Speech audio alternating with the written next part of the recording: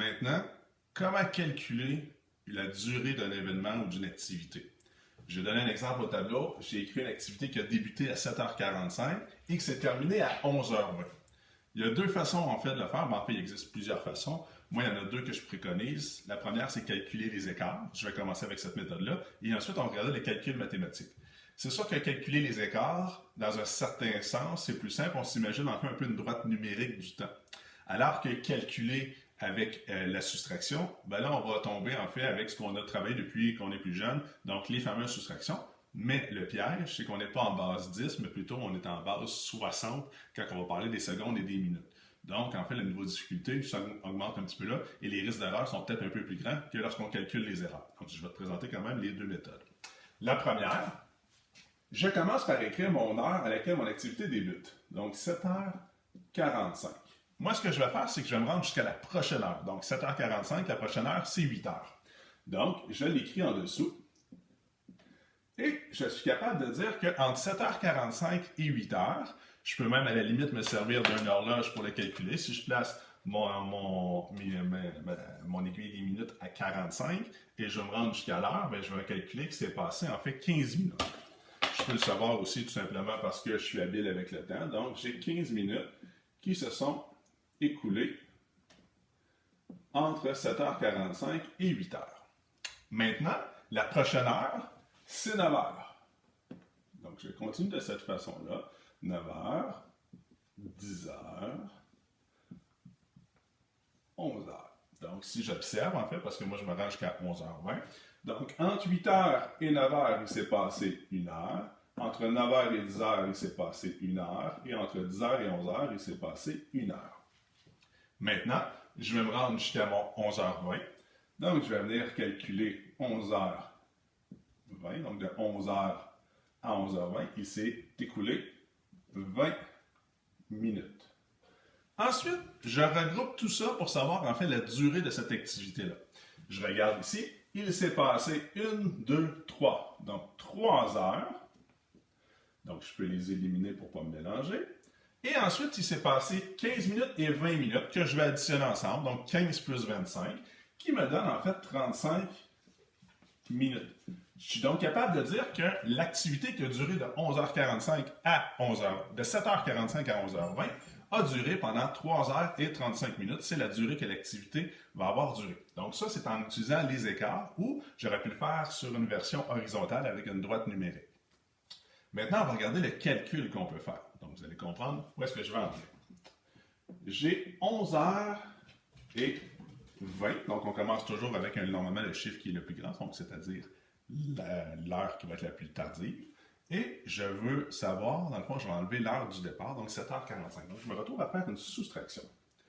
7h45. Pour faire ce calcul-là, dès le départ, j'ai une problématique. Mon nombre de minutes est inférieur dans mon chiffre en haut par rapport au nombre de minutes en bas.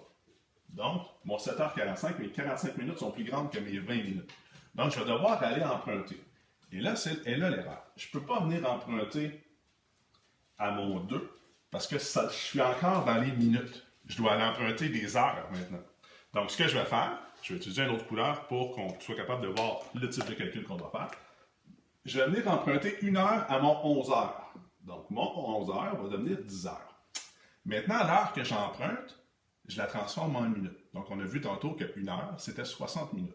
Donc, je vais venir ajouter ici un 60 minutes. Ce que ça veut dire, c'est que mon 60 va s'additionner au 20.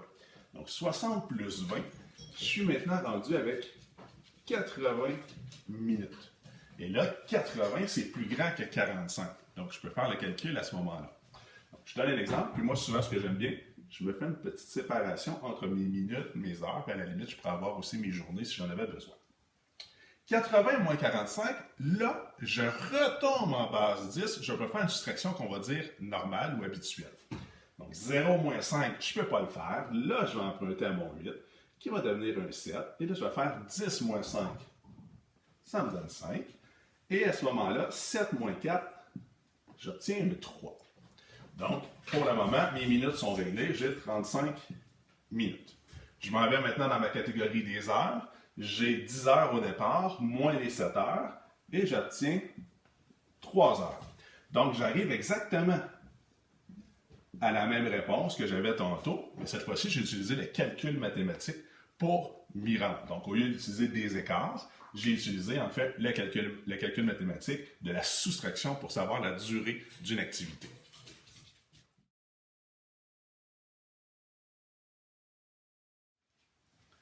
Maintenant, on va regarder comment additionner ou ajouter du temps à une heure fixe. Je donne un exemple dans la situation que j'ai présentée ici. J'ai gardé la même heure, 7h45, c'est mon heure de départ. Donc, je donne un exemple. Je suis à la maison, je veux quitter la maison, je quitte à 7h45 et je dois me rendre à l'extérieur. Je vais en mettre un exemple dans une ville un petit peu plus loin. Et je sais que mon trajet va durer 1h50. Je veux savoir à quelle heure je vais arriver à cet endroit-là.